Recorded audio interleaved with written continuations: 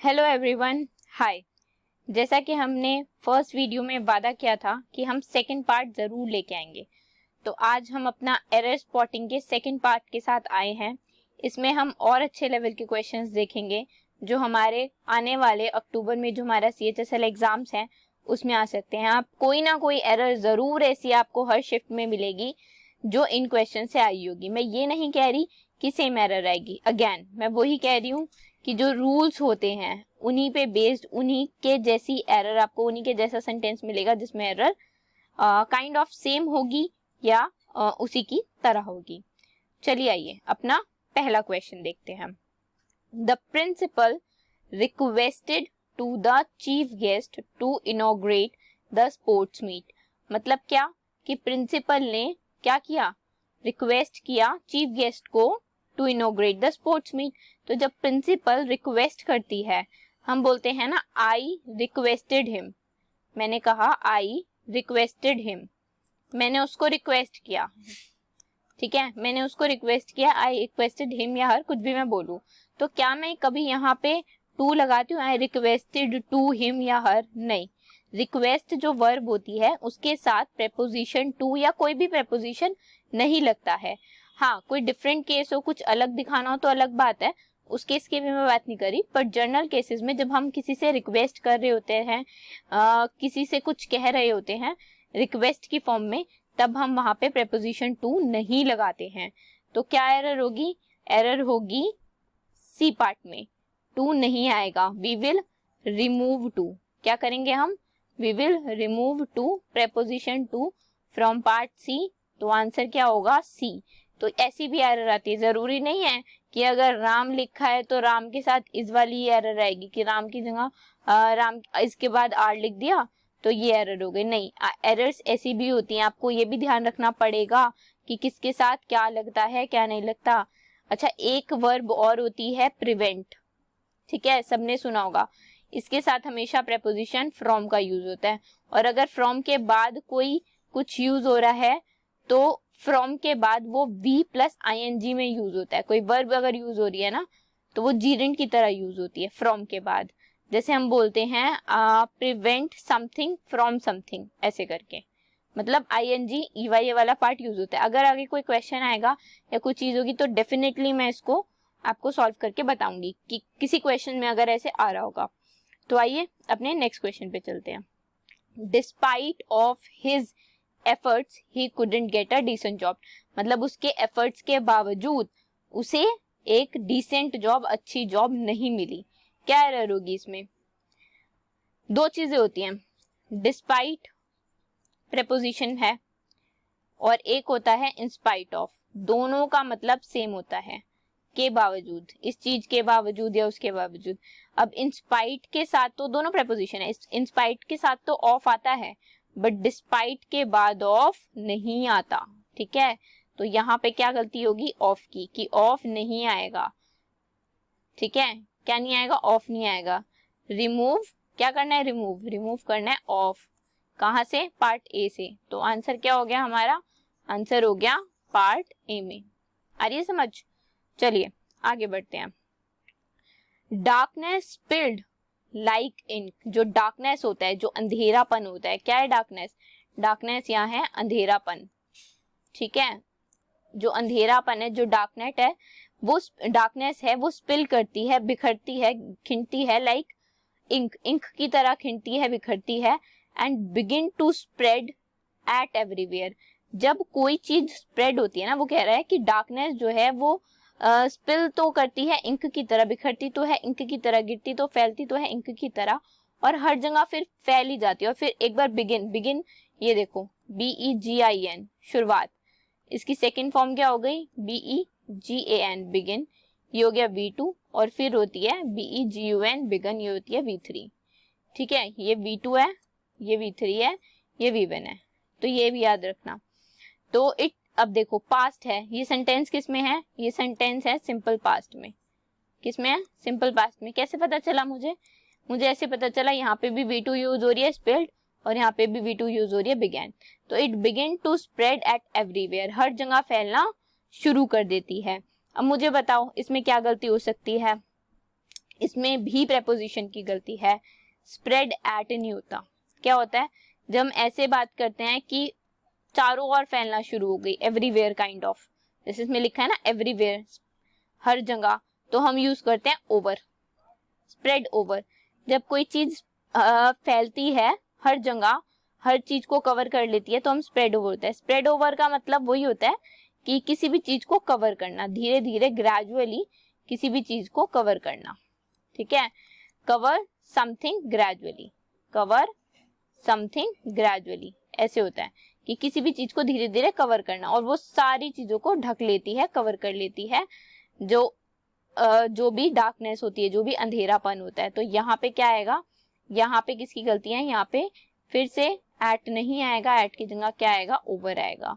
किस में एरर होगी, सी में, एट की जगह ओवर होगा, ठीक है। आइए नेक्स्ट पे चलते हैं। She was unable to produce sufficient evidences. वो जो sufficient है, जो जितने जरूरी हैं उतने साक्ष्य प्रोड्यूस करना, मतलब इकट्ठा करना है यहाँ पे, तो वो इकट्ठे नहीं कर पाई। फॉर सपोर्ट फॉर एक्यूजेशन, आरोप का सपोर्ट करने के लिए, जो उस पे आरोप लगा था, जो एक्यूजेशन जो आरोप था उसको सपोर्ट करने के लिए, मतलब उसको एक तरह से गलत बताने के लिए, उसको सपोर्ट करने के लिए वो एविडेंस नहीं जुटा पाई। अच्छा, एविडेंस फॉर सपोर्ट होगा या कुछ और होगा,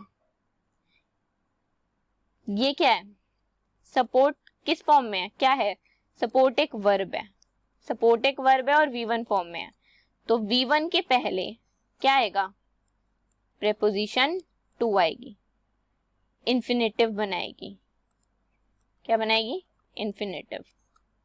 जैसे ये है to produce sufficient evidences or to support her accusation, ठीक है। she was unable to produce sufficient evidences or to produce to support her accusation। तो कहाँ एरर होगी, एरर होगी यहाँ इस पार्ट में, to support, सी में, ठीक है। आओ नेक्स्ट पे चलते हैं।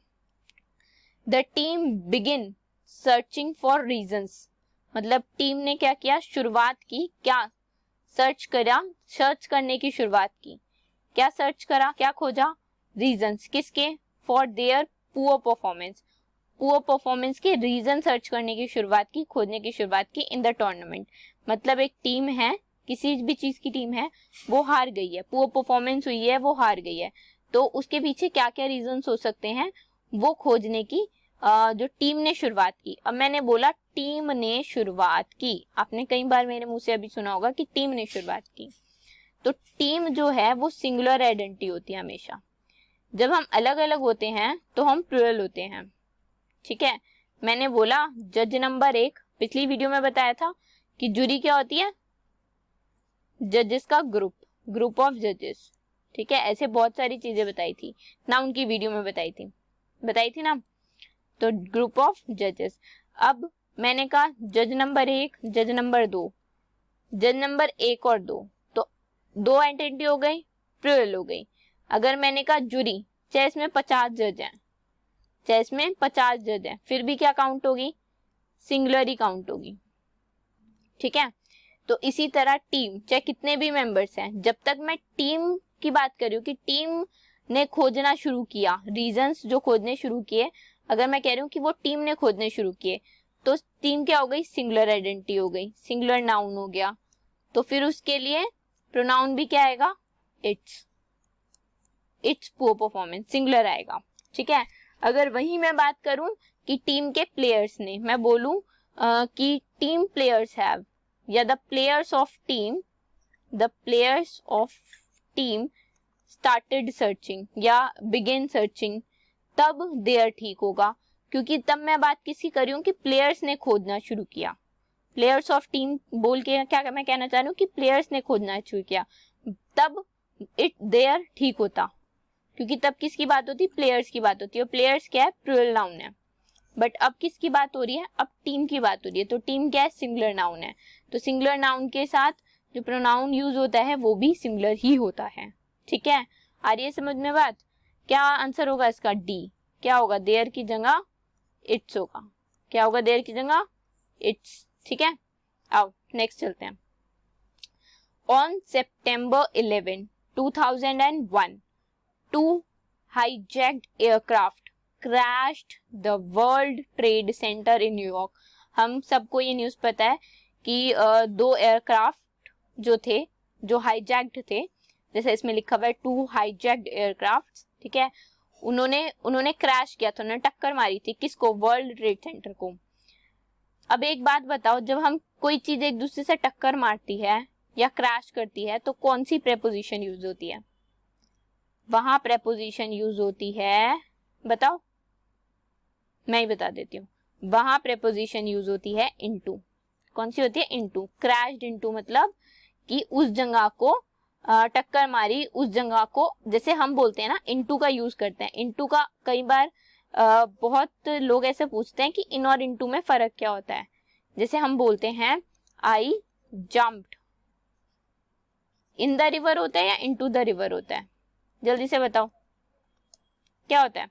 आई जंप्ड इनटू द रिवर। जब भी मोशन की बात हो रही है, जैसे मान लो मैं यहाँ खड़ी हूं और ये नीचे पानी है, ठीक है, मैं यहाँ खड़ी हूं और ये नीचे यहाँ से इतना पानी है, ये पानी शुरू हो गया।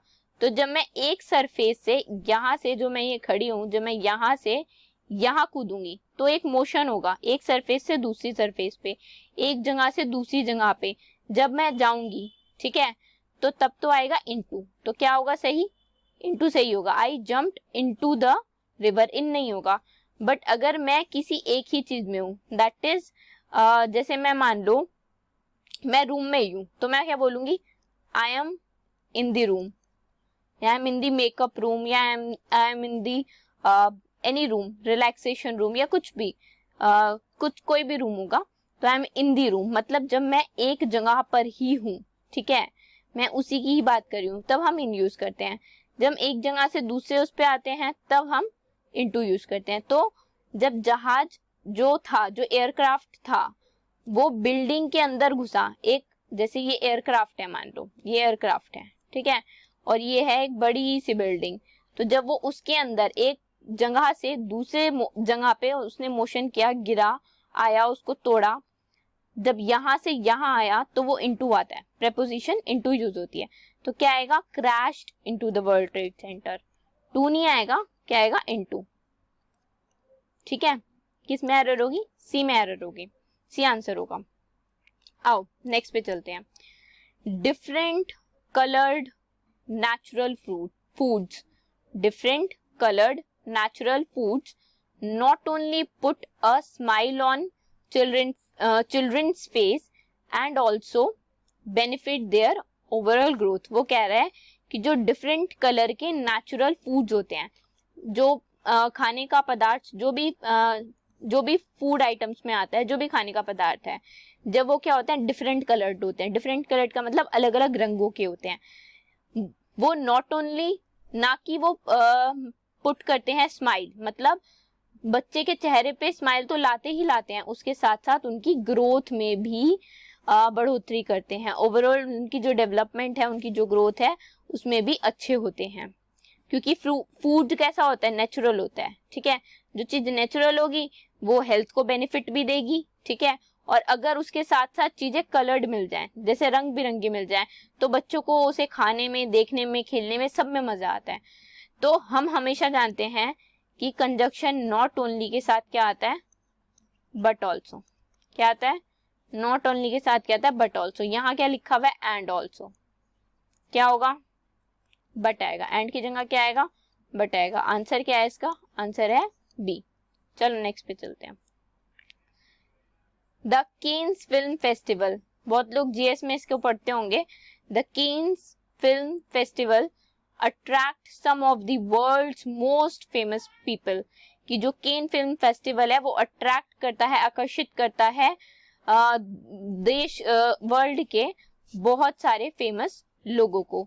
तो जो केन फिल्म फेस्टिवल है वो एक फेस्टिवल है। यहाँ पे केन्स जरूर लिखा है, बट केन्स लिखने का ये मतलब नहीं है कि ये प्लूरल है, ना ये प्लूरल नहीं है।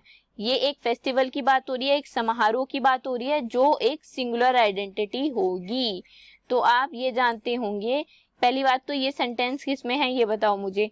ये सेंटेंस है हमारा प्रेजेंट में, किसमें है? प्रेजेंट में।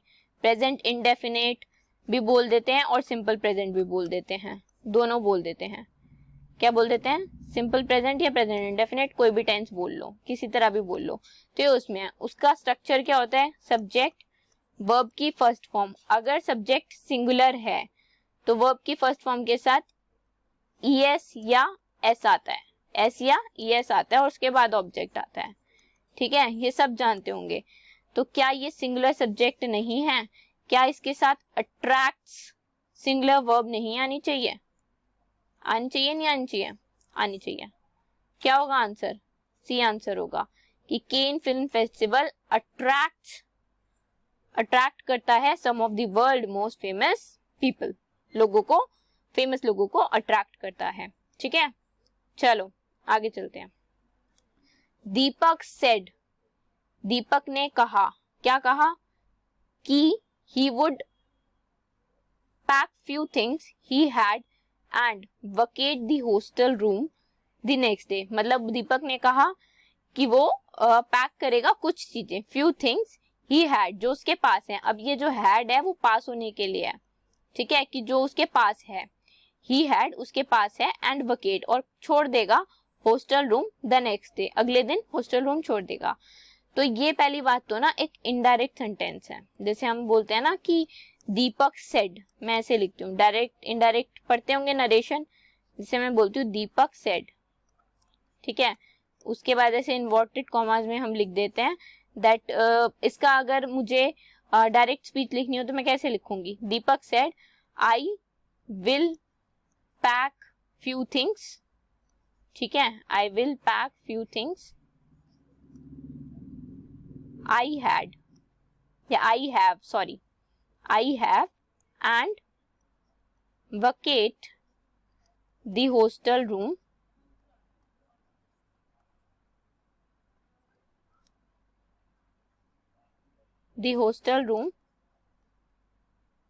tomorrow। ठीक है, tomorrow को ही नेक्स्ट डे बोलते हैं ना, तो ये इसकी डायरेक्ट स्पीच ऐसी बनेगी। तो देखो आपको एरर भी समझ में आ गई इस लेक्चर में और नरेशन का भी एक क्वेश्चन समझने को मिल गया। तो अगर हम बात करें तो इसमें क्या एरर होगी? जब भी हम डायरेक्ट स्पीच से इनडायरेक्ट में आते हैं तो सेड के बाद कौन सा कंजक्शन यूज होता है? दैट। तो क्या आएगा यहाँ पे? दीपक सेड दैट। क्या आएगा? दैट। Deepak said that. किसमें एरर होगी? बी पार्ट में एरर होगी। क्या आंसर होगा? बी। और ये सारे क्वेश्चन CHSL में किसी ना किसी फॉर्म में आए हुए हैं, तो ये मत समझना मैम क्या पढ़ा रहे हो, नरेशन पे आ गए हो, पता नहीं आप क्या ही पढ़ा रहे हो। इतना आता भी है? बिल्कुल आता है बेटा। प्रीवियस ईयर उठा के देखो, 2018 का 17 का पेपर उठा के देखो, पूछे हुए ऐसे क्वेश्चन, उन्हीं पे बेस्ड क्वेश्चन बने हैं, ये उन्हीं पे एक बेस्ड क्वेश्चन बनाए हैं मैंने। तो ये चीजें आती हैं और ये चीजें आगे भी आएंगी और इससे अच्छा ही लेवल करने वाली है SSC धीरे धीरे, सभी एग्जाम्स का, चाहे वो CGL का हो, CHSL का हो या MTS का हो। तो इसको ध्यान से समझने की कोशिश करो। नहीं समझ में आ रहा कमेंट बॉक्स में पूछो कि ऐसा है तो क्यों है। ठीक है, चलो नेक्स्ट पे चलते हैं हम। The picture of Kings is exactly like the king himself. जो किंग की पिक्चर थी वो उसी की तरह थी। तो जो किंग की पिक्चर थी, या तो मैं बोलूं किंग्स पिक्चर, ठीक है, या तो मैं बोलूं किंग्स पिक्चर। किंग्स पिक्चर का मतलब क्या होता है? किंग्स पिक्चर का मतलब होता है किंग की पिक्चर, या फिर मैं बोल दूं picture of king.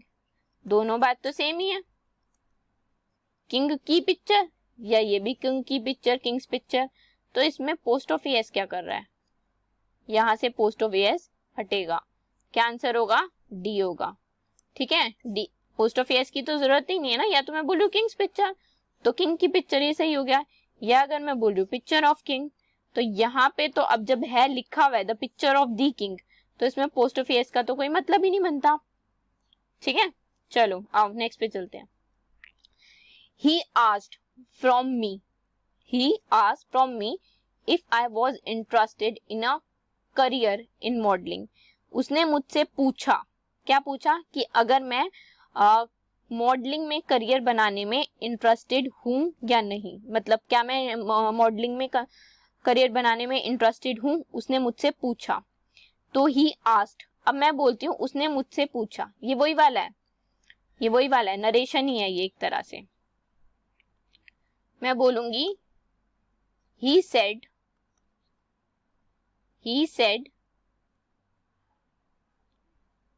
if I am interested, am I interested in making, या if I am interested in a career in modeling, ऐसे यूज होगा, ठीक है। तो जब मैं इसका इनडायरेक्ट करूंगी तो मैं क्या बोलूंगी, he asked me, ऐसे ही लिखते हैं ना, he asked me that, या if कुछ ऐसा यूज करते हैं जो भी आता है, या वेदर, ऐसी चीजें यूज करते हैं ना। जब हम डायरेक्ट से इनडायरेक्ट में आते हैं तब हम ऐसी तो चीजें यूज करते हैं कि ही आस्क्ड मी या शी आस्क्ड मी, कुछ भी, उसके बाद दैट, इफ, वेदर, या कुछ भी ऐसी चीज आती है। क्या यहाँ पे कभी फ्रॉम आता है, ही आस्क्ड फ्रॉम मी, क्या अभी ऐसा होता है, नहीं होता। ये रिडंडेंट है, मतलब इसकी कोई जरूरत ही नहीं है, और जिसकी कोई जरूरत नहीं है वो भी एरर का पार्ट ही होता है। अगर मैं फालतू में ही के साथ लगा दूं, ही शी इज गुड, अगर मैं ऐसे लिख दूं तो आप कहोगे मैम या तो ये शी हटा दो या ही हटा दो, तो रिडंडेंट चीज भी गलत ही होती है। तो यहाँ पे फ्रॉम नहीं आएगा, फ्रॉम हटेगा, ठीक है। He asked me if I was interested, ऐसे होगा, ठीक है। चलो आगे बढ़ते हैं। अब क्या है, great many students who are good at other subjects perform poorly in English. इसके कहने का मतलब है कि बहुत सारे स्टूडेंट्स जो अदर दूसरे सब्जेक्ट्स में अच्छे थे, गुड एट मतलब अच्छा होना, ठीक है, उन्होंने बहुत ही खराब परफॉर्म किया है इंग्लिश में, they performed poorly in English, ठीक है। तो अब ये जो ग्रेट मेनी है, ये ऐसा कुछ नहीं होता, ग्रेट मेनी जैसा कुछ नहीं होता। तो क्या होता है, हम इसको लिखते हैं अ ग्रेट मेनी। क्या लिखते हैं, अ ग्रेट मैनी। और अ ग्रेट मैनी क्या है, अ ग्रेट मैनी एक एडजेक्टिव की तरह ही, एक एडजेक्टिव फ्रेज है, एडजेक्टिव की तरह ही हम उसको यूज करते हैं। तो अ ग्रेट मैनी का मतलब क्या होता है, लार्ज नंबर, बहुत ज्यादा नंबर में, large number, large in number, ठीक है। A great many students who are good at other subjects perform poorly in English. क्या होगा, ग्रेट मैनी की जगह क्या होगा, अ ग्रेट मैनी, क्योंकि ये ऐसे नहीं होता बेटा, ये भी एडजेक्टिव है, ये भी एडजेक्टिव है, दोनों का साथ होना किसी चीज को क्वालिफाई नहीं कर रहा। अच्छा, अगर मैं बोलूं ग्रेट स्टूडेंट को कर रहा है तो मैनी किसको कर रहा है, तो ये चीज गलत है, ये बनता है अ ग्रेट मैनी, और ये टोटली एक पूरा एडजेक्टिव फ्रेज होता है, ठीक है। और अच्छा एक बात और याद रखना, हमेशा अ ग्रेट मैनी के साथ क्या यूज होता है, अभी ये सेंटेंस करेक्ट है, हमेशा अ ग्रेट मैनी के साथ प्लूरल नाउन या प्लूरल प्रोनाउन कुछ भी होगा वो यूज होगा, ठीक है। और उसके साथ जो वर्ब होगी वो कैसी होगी, वर्ब भी प्लूरल ही होगी। तो देखो स्टूडेंट्स है और आर है, क्या है, स्टूडेंट्स है और आर है, ये ध्यान रखना, ठीक है। तो क्या एरर होगी, एरर होगी डी में, अ ग्रेट मैनी, क्या होगी, अ ग्रेट मैनी। चलो आगे बढ़ते हैं। Climate change are a greatest threat facing our planet which needs are immediate attention. वो कह रहा है क्लाइमेट चेंज जो है वो ग्रेटेस्ट थ्रेट है, खतरा है जो हमारा प्लैनेट फेस कर रहा है, जिसे इमीडिएट अटेंशन की, मतलब तीव्र, बहुत तीव्र, इमीडिएट होता है तीव्र, तुरंत, अटेंशन की जरूरत है, ध्यान की जरूरत है, कि हमारा जो क्लाइमेट चेंज है वो ग्रेट थ्रेट है हमारे प्लैनेट के लिए, और इसके लिए हमें ध्यान देना पड़ेगा, ऐसा कह रहा है सेंटेंस, ठीक है। तो अब क्लाइमेट चेंज, क्या ये एक सिंगुलर आइडेंटिटी है, क्या ये एक सिंगुलर सब्जेक्ट, सिंगुलर डुओ है, या फिर प्लूरल है। क्लाइमेट चेंज सिंगुलर है, क्या है, सिंगुलर है। तो इसके लिए क्या आएगा, इज आएगा या आर आएगा, इज आएगा, आएगा नहीं आएगा। अच्छा अगर मैं कह दूं कि यहाँ पे इज लगा दो तो क्या बोलोगे तुम लोग कि मैम बी आंसर है, बस इज लगा दो, ठीक है। आगे बढ़ू, एक गलती और कर रहे हो, क्या लिखा है यहाँ पे, ग्रेटेस्ट, क्या लिखा है? ग्रेटेस्ट। क्या है ये? सुपरलेटिव डिग्री है नहीं है? ग्रेटेस्ट एक सुपरलेटिव डिग्री है नहीं है? है। तो क्या आएगा इससे पहले? आर्टिकल द लगेगा, ए नहीं लगेगा। तो ए की जगह भी द का यूज होगा। बी में गलती होगी नो डाउट, पर आर की जगह इज होगा और ए की जगह द होगा। तो ये चीज ध्यान रखना बहुत अच्छे से। और फिर से कह रही हूँ, इस CHSL में आए हुए क्वेश्चन है, CGL या और किसी एग्जाम्स के क्वेश्चन नहीं है। तो ऐसा मत सोचना कि एक सेंटेंस में ऐसे दो गलतियां नहीं दे सकते। देखो बी पार्ट था, बी पार्ट में ही दो गलतियां कर दी, आंसर तो बी ही रहा, पर आपको भी तो पता होना चाहिए ना कि गलती क्या है, तभी तो आपकी लर्निंग अच्छी होगी, तभी तो अच्छा अंडरस्टैंड कर पाओगे। चलो नेक्स्ट पे चलते हैं। With this heat wave on we are having a trouble weather. मतलब इस हीट वेव के साथ हमें वी आर हैविंग, हमें क्या लग रहा है? एक ट्रबल वेदर लग रहा है। एक ट्रबल वेदर लग रहा है। वेदर तो ट्रबल, ट्रबल मतलब ऐसा वेदर जो मुसीबत क्रिएट करे। जैसे हवा बहुत तेज चल रही है तो हमें मुसीबत लगती है ना, कि आंखों में धूल आ रही है या बारिश तेज हो रही है तो सब कुछ उड़ा के ले जा रही है। तो ऐसा वेदर जो ट्रबल्ड हो, जो मुसीबत पैदा करे, तो वो एक या कुछ ऐसा आर्टिकल उसमें यूज नहीं होता कि एक ट्रबल वेदर। द से स्पेसिफिक कर सकते हैं जब अगर हम किसी प्लेस से डिफाइन करें उसे, कि द वेदर ऑफ इंडिया या ऐसे कुछ, तब द लग सकता है, बट अभी तो वो भी केस नहीं है। और ए का हम यूसेज नहीं कर सकते, ये गलत है ए का यूसेज करना, क्योंकि कोई एक ट्रबल वेदर नहीं होता। वेदर जो है वो ट्रबलिंग है, वो ठीक है, बट उसे किसी आर्टिकल से हम डिफाइन या अनडिफाइन नहीं कर सकते। तो जो ये ए है यहाँ पे वो नहीं आना चाहिए, वो गलत है, ए गलत है। क्या आंसर होगा? आंसर होगा बी। और क्या आएगा? सिर्फ ट्रबल वेदर आएगा, ए रिमूव होगा। रिमूव आर्टिकल ए, ठीक है, remove article a before trouble weather. चलो आगे चलते हैं। As you know that I always like to have ice cream after my dinner. देखो मैंने पहले भी बताया था, टू हैव समथिंग का क्या मतलब होता है? ईट, खाना, ठीक है। जैसा कि आप जानते हो कि आई ऑलवेज लाइक, मुझे हमेशा से ही आइसक्रीम खाना पसंद है डिनर के बाद। एक बात हमेशा याद रखना, जब भी लिखा हो एज यू नो, जैसे कि अभी मैंने कहा कि जैसा कि आप जानते हो, एज यू नो का मतलब होता है कि जब कोई पर्सन जो बात हम कहने चाह रहे हैं वो पहले से ही जानता हो, तब उसके लिए हम बोलते हैं एज यू नो। तो एज यू नो के साथ कभी भी दैट का यूज नहीं होता, ये रिडंडेंट है, ये यूज नहीं होता, ठीक है। दैट कभी यूज नहीं होगा एज यू नो के साथ। As you know I always ऐसे यूज होगा, ठीक है। तो वी विल रिमूव द, कहां से?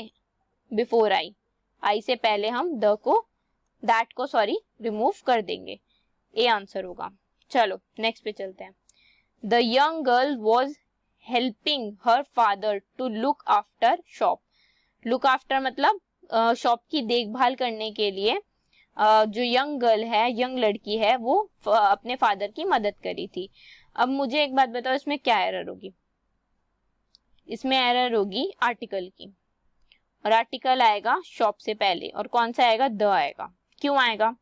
क्योंकि बेटा शॉप जो है वो पर्टिकुलर है, द शॉप होगा, क्योंकि वो उसके फादर की शॉप है, और जिस शॉप के बारे में हम बात कर रहे हैं वो पर्टिकुलर है, ठीक है।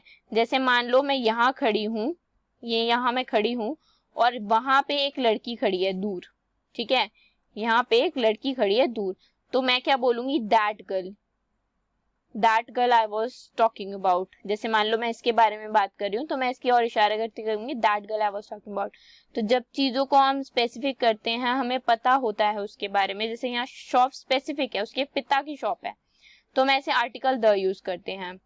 या the girl I was talking about, जैसे मैं ऐसा बोलूं कि the girl I was talking about lives in my society, मेरी सोसाइटी में रहती है। The girl I was talking about lives in my society, तो जिस गर्ल की मैं बात कर रही हूँ वो मेरी सोसाइटी में रहती है। तो द गर्ल के आगे द क्यों आया? गर्ल के आगे द इसीलिए आया क्योंकि मैं उसको जानती हूँ, ठीक है, वो गर्ल स्पेसिफिक है। तो ऐसे ही शॉप भी स्पेसिफिक है, उसके पिता की शॉप है और वो उसकी देखभाल करती है, तो क्या होगा? द शॉप होगा। जब भी कोई चीज स्पेसिफिक होती है, नोन होती है, तो उसके आगे आर्टिकल द का यूज होता है। क्या आएगा? The girl, the shop. ठीक है, आइए नेक्स्ट क्वेश्चन पे चलते हैं। When we went to Ramgarh, जब हम रामगढ़ गए, वेंट से क्या पता चल रहा है कि सेंटेंस किस में है? ये सेंटेंस है सिंपल पास्ट टेंस में। ठीक है, सिंपल पास्ट टेंस में। We see the snow capped mountains in the distance. अब आपको यहीं पे आंसर मुझे लगता है पता चल चुका हो गया बहुत सारे बच्चों को। आप कहोगे मैम ये तो है सिंपल पास्ट में और ये कर दिया आपने प्रेजेंट, सिंपल प्रेजेंट, ऐसे कैसे हो सकता है? तो ये भी क्या होगा? सॉ होगा, वर्ब की सेकेंड फॉर्म, सी की second form V2। We saw the snow capped mountains, मतलब बर्फ से ढकी हुई माउंटेन्स हमने देखी थोड़ी दूरी पर। ठीक है, तो क्या आएगा? सी की जगह क्या आएगा? सो आएगा, बी आंसर। चलो नेक्स्ट पे चलते हैं। The childrens are found of climbing the mango tree in the garden. जो बच्चे थे वो फॉन्ड थे किससे? मैंगो ट्री को क्लाइंब करने से। उन्हें मैंगो ट्री क्लाइंब करना, जो गार्डन में मैंगो ट्री है उस पर चढ़ना पसंद था। ठीक है, पसंद था।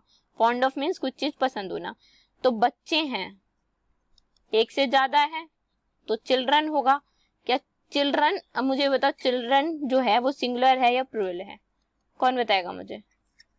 मैं ही बता देती हूँ यार, जो चिल्ड्रन है वो प्लूरल नाउन है और प्लूरल नाउन के साथ एस या ईएस नहीं आता, कुछ भी नहीं आता, एस नहीं आता। जनरली हम एस लगा देते हैं तो हम कहते हैं प्लूरल हो गया।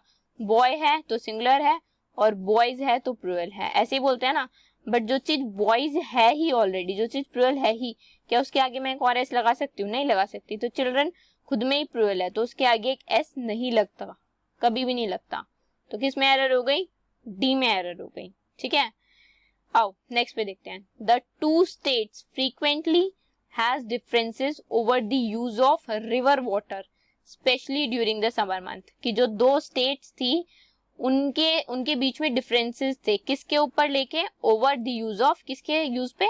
रिवर वाटर के, जो नदी का पानी है उसको यूज करने, समर मंथ में, जो गर्मियों का मंथ है उस मंथ में जब पानी की जरूरत पड़ती है तो उस टाइम पे जो नदी का पानी है उसके यूज को लेकर बहुत सारे डिफरेंसेस थे, बहुत सारे मतभेद थे। किनमें? दो स्टेट्स के बीच में। जब मैं बोल रही हूँ टू स्टेट्स है, दो स्टेट्स हैं, दो लड़के हैं, दो लड़कियां हैं, दो बंदे हैं, तो कौन सी हेल्पिंग वर्ब या वर्ब यूज होगी? प्लूरल ही होगी ना, क्योंकि ये तो प्लूरल है नहीं है? तो क्या आएगा? हैज की जगह क्या आएगा? हैव आएगा। किस में एरर होगी? एरर होगी पार्ट, एक मिनट, बी में नहीं होगी, हैव का लिखा है, sorry, the two states frequently, हाँ सॉरी, सी में एरर होगी। किसमें होगी? सी में, हैव आएगा यहाँ पे। आ रही है समझ में बात?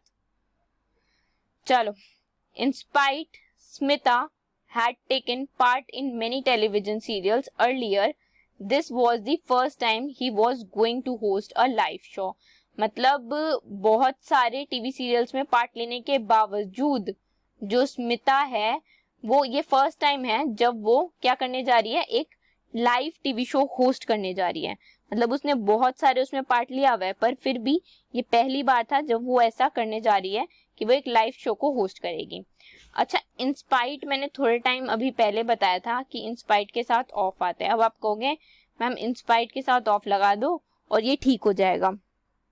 क्या सब बच्चे मुझसे एग्री करते हैं इस बात के लिए कि इंस्पाइट के साथ ऑफ लगा दो और आगे बढ़ो? मतलब ये ठीक है, इंस्पाइट के साथ ऑफ लगा दो और डी पार्ट में एरर हो जाएगी और आप you can go ahead. Is it correct और not? It is not correct. क्यों करेक्ट नहीं है? इन स्पाइट ऑफ क्या बोला था? क्या है? एक प्रेपोजिशन है, एक प्रेपोजिशन फ्रेज है, प्रेपोजिशन है। तो प्रेपोजिशन के बाद नाउन आएगा और नाउन के बाद जो भी इन स्पाइट ऑफ समथिंग हम बोलते हैं ना, इसके बावजूद, तो वो कॉन्ट्रास्टिंग थिंग आएगी, जो भी कॉन्ट्रास्ट होगा वो आएगा। तो अब तो वो कॉन्ट्रास्टिंग थिंग बाद में है, यहाँ तो है नहीं, तो क्या यूज करेंगे हम? इन स्पाइट ऑफ तो यूज कर नहीं सकते, इन स्पाइट ऑफ तो यहाँ गलत हो गया, ऑफ लगाने के बाद भी वो चीज गलत हो गई, तो क्या यूज करोगे? या तो ऑल्दो यूज कर सकते हो, ठीक है, या तो ऑल्दो यूज कर लो या इवन दो, दोनों के मीनिंग एक जैसे होते हैं, सेम ही होते हैं, एक जैसे क्या सेम ही होते हैं, ठीक है। और ये दोनों ऑल्दो और इवन दो क्या होती हैं, ये एडवर्ब्स होती हैं। क्या होती हैं, एडवर्ब होती हैं। और एडवर्ब के बाद हमेशा सब्जेक्ट, उसकी वर्ब और उसके बाद कॉन्ट्रास्टिंग थिंग आती है। जो यहाँ पे ये सब्जेक्ट स्मिता हो गई, उसकी ये पूरी वर्ब हो गई और उसके बाद ये कॉन्ट्रास्टिंग थिंग होगी कि this was the first time. तो क्या आएगा, इंस्पाइट की जगह क्या आएगा, या तो इंस्पाइट की जगह ऑल्दो लिख दो या फिर इवन दो लिख दो, कुछ भी लिख दो। तो हम क्या बोलेंगे, ऑल्दो या even though Smita had taken part in many television serial earlier, this was his first time she was going to host a live show. आया समझ? चलो नेक्स्ट पे चलते हैं। If one slipped on this icy walk, मतलब इस आइसी walk पे, बर्फीली वॉक पे अगर कोई स्लिप कर जाता है, वन स्लिप, इफ वन किसको बता रहे कि कोई भी पर्सन स्लिप कर जाता है, one could hurt himself badly, मतलब वो अपने आप को बहुत बुरी तरह चोट पहुंचा लेगा, ठीक है। वन का एक रूल होता है, ये यूज सबके लिए होता है, बट जब इसके लिए प्रोनाउन यूज करने की बारी होती है या कुछ भी चीज यूज करने की बारी होती है, कोई भी प्रोनाउन, या तो वो वंस ऐसे यूज होता है, मतलब वन का वंस ही होता है, हिज नहीं होता, ठीक है। अब वन, अब हिमसेल्फ नहीं होगा, क्या होगा, वन सेल्फ होगा। क्या होगा, वन सेल्फ होगा। वन के लिए हमेशा उसका खुद का प्रोनाउन, जैसे वंस या वन सेल्फ ऐसे करके यूज होगा, ठीक है। तो किस में एरर होगी, सी में एरर होगी, हिमसेल्फ नहीं होगा, क्या होगा, वन सेल्फ। चलो, lack of formal education didn't prevent Lincoln to become a great leader. अब तुम्हें लग रहा होगा बिल्कुल ठीक है कि लैक ऑफ फॉर्मल एजुकेशन, की फॉर्मल एजुकेशन ना मिलने की वजह, lack of formal education didn't prevent, मतलब फॉर्मल एजुकेशन नहीं मिली पर उस चीज को, उसने भी लिंकन को एक ग्रेट लीडर बनने से नहीं रोक पाई, प्रिवेंट नहीं कर पाई, मतलब मुझे एजुकेशन नहीं मिली फिर भी वो ग्रेट लीडर बन गया, ये कहना चाह रहा है। अभी मैंने बोला था कि आएगा तो जरूर बताऊंगी, आ रहा है तो बता रही हूँ। प्रिवेंट के साथ फ्रॉम प्लस आईएनजी वाली चीज यूज होती है जब वर्ब हो, वर्ब क्या है, बिकम, तो क्या हो जाएगा, बिकमिंग। तो टू बिकम की जगह क्या यूज होगा, फ्रॉम बिकमिंग। एरर किस में हो गई, सी पार्ट में, टू बिकम की जगह हो जाएगा फ्रॉम बिकमिंग। क्या हो जाएगा, फ्रॉम बिकमिंग, ठीक है। टू बिकम लिखना गलत इसलिए होगा क्योंकि यहाँ क्या है, प्रिवेंट है। अगर यहाँ प्रिवेंट नहीं होता तो टू बिकम बिल्कुल सही होता, बट जो वर्ब है प्रिवेंट, ये कहती है कि मुझे प्रेपोजिशन फ्रॉम और बिकम यानी कि वी प्लस आईएनजी चाहिए ही चाहिए फ्रॉम के बाद, ठीक है। अगर, फिर मैं कह रही हूँ, अगर प्रिवेंट की जगह कुछ और होता तो to become, to plus V1 infinitive बिल्कुल सही होता, बट अब प्रिवेंट है तो from plus V plus ING, that is from becoming ही होगा। Thank you for watching this video lecture. अगर आपको वीडियो पसंद आई है तो लाइक करो, ठीक है। और दूसरी बात, ऐसे क्वेश्चंस प्रैक्टिस करना सीख लो अब, क्योंकि ऐसे ही क्वेश्चंस हमारे एग्जाम में पूछे जाते हैं। So thank you very much for this.